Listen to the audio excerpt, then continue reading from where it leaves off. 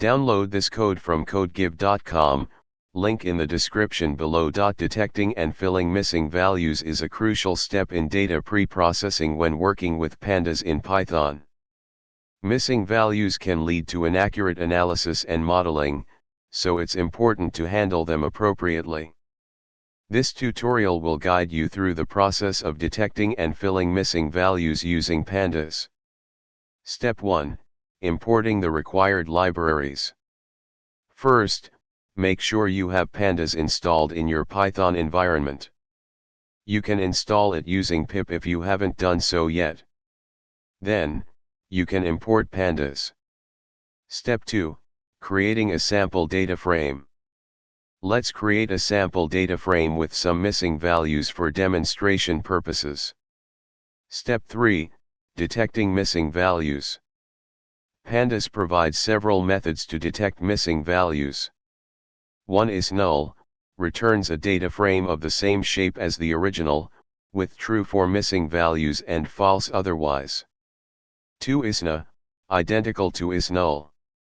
3 not null, returns true for non-missing values. You can use these methods as follows. Step 4, filling missing values. There are several strategies to fill missing values. 1. Fill with a specific value using fillna. 2. Forward fill, use the last valid observation to fill the gap. 3. Backward fill, use the next valid observation to fill the gap. 4. Fill with the mean, median, or mode of the column. Example, filling with a specific value. Example, forward fill and backward fill. Example, filling with mean, median, or mode. Conclusion. Handling missing values is essential for ensuring the quality of your data analysis. In this tutorial, we covered how to detect missing values using Pandas and various methods to fill them. Depending on the context of your data, you can choose the most appropriate method for filling missing values.